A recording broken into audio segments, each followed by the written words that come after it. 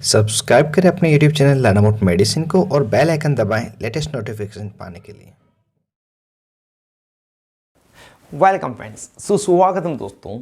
आज का ये video disease and their treatment series का वीडियो है, जिसमें हम बीमारी के लक्षण, कारण तथा इलाज के बारे में जानते हैं।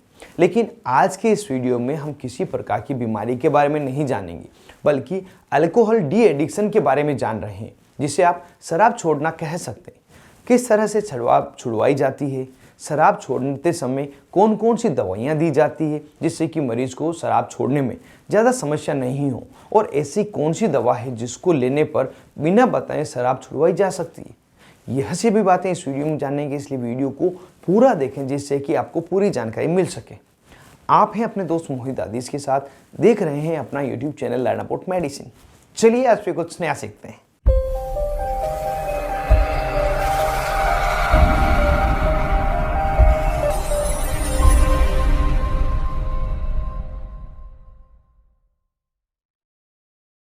हेलो फ्रेंड्स, नमस्ते दोस्तों। शराब एक ऐसा पेय है जिसको अगर लिमिट में पिया जाए तो वह दवा के रूप में कार्य करता है, लेकिन यदि ज़रूरत से ज़्यादा पिया जाए तो वह व्यक्ति की ज़िंदगी के साथ उसके शरीर, परिवार, रिश्ते, समाज में इज्जत सभी को खराब कर देता है। अगर किसी मरीज को शराब की लत लगी हो और वह शराब छोड़ना चाहता है तो उस समय उसे क्या क्या इलाज डॉक्टर द्वारा दिया जाता है जिससे कि उसे शराब छोड़ने में आसानी हो और किसी प्रकार की शारीरिक तथा मानसिक पीड़ा नहीं हो, इसे हम पहले जान लेते हैं। और उसके बाद हम जानेंगे कि ऐसी कौन सी दवा है जिसको देकर मरीज में बिना बताए शराब को छुड़वाया जा सकता है। तो जब मरीज डॉक्टर से मिलता है तो सबसे पहले डॉक्टर बातचीत करते हैं, जिसमें मरीज को शराब के बुरे प्रभाव के बारे में बताते हैं, साथ ही उसके परिवार को बताते हैं कि किस तरह से मरीज को शराब पीना छुड़वाने में वह मदद कर सकते हैं, जिससे कि मरीज की ज़िंदगी सामान्य हो, स्वस्थ हो तथा प्रोडक्टिव हो सके। शुरुआत में तो 1 महीने तक मरीज को रिश्तेदारों की देखरेख में या अस्पताल में भर्ती करके ही इलाज दिया जाता है, जिससे कि मरीज को ज़्यादा परेशानी नहीं हो। जब मरीज लंबे समय तक शराब पीता है तो उसके शरीर को शराब की आदत हो जाती है, जिस कारण से कई तरह के विड्रॉल सिम्टम्स दिखाई देते हैं, जैसे नींद नहीं आना, पूरे शरीर में दर्द होना, मरीज का चिड़चिड़ा हो जाना, मरीज को गुस्सा आना, थकान लगना, उदास बैठे रहना, कुछ काम करने की इच्छा नहीं होना।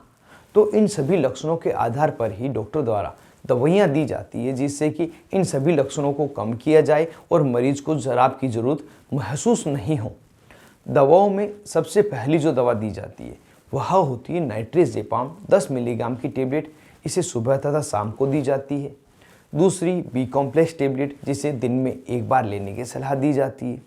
अगली टेबलेट फ्लुओक्सेटिन 20 मिलीग्राम टेबलेट, जो दिन में 1 बार सुबह लेने की सलाह दी जाती है। और मरीज के गुस्से को कंट्रोल करने के लिए हेलोपेरिडोल टेबलेट 1 सुबह तथा 1 शाम 5 मिलीग्राम की दी जाती है।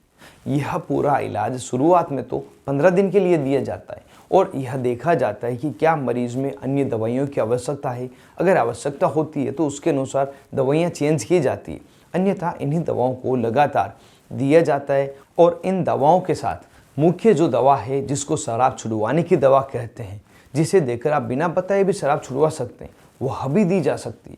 इसका नाम है डाइसल्फिराम टेबलेट, जिसे आप मेडिकल स्टोर पर एंटाबोस टेबलेट के नाम से खरीद सकते हैं। यह डाइसल्फिराम 250 मिलीग्राम की टेबलेट, आधी टेबलेट दोपहर में महीने भर तक इन सभी दवाइयों के साथ में दी जाती है। उसके बाद में प्रतिदिन 1 टेबलेट दोपहर में खाने के बाद लेने की सलाह दी जाती है। इसे 3 महीने से लगाकर 1 साल तक दिया जा सकता है, जो सभी मरीज में अलग अलग होता है। और अगर किसी मरीज को एडमिट किया जाता है तो उसे DNS इन्फ्यूज़न, RL इन्फ्यूज़न प्रतिदिन 1-1 लगाया जाता है। साथ में मल्टीविटामिन इंजेक्शन दिए जाते हैं, पेंटाप्राजोल इंजेक्शन भी दिए जाते हैं, और यह सभी टेबलेट भी दी जाती है। और अगर इन टेबलेट से ज़्यादा फ़ायदा नहीं होता है तो नींद के लिए डायजेपाम इंजेक्शन मरीज को दिया जाता है। और इस तरह से पूरा इलाज देकर मरीज की शराब को छुड़वाया जाता है। अगर मरीज को बहुत ही ज़्यादा शराब का नशा है तो उससे पहले अस्पताल में भर्ती करके ही शराब छुड़वाना उचित निर्णय रहता है। और ज़्यादा लत नहीं है तो उससे घर पर भी शराब छुड़वाई जा सकती है। और यह सिर्फ डॉक्टर के द्वारा ही निर्धारित किया जाता है कि कैसे इसकी शराब छुड़वानी है। कई बार बहुत पुराने नशे में डूबे हुए व्यक्ति को अगर घर पे शराब छुड़वाई जाए तो वह उसके लिए तथा उसके परिवार के लिए घातक हो सकता है। तो यह सभी बातें ध्यान में रखते हुए मरीज को शराब छुड़वाई जाती है।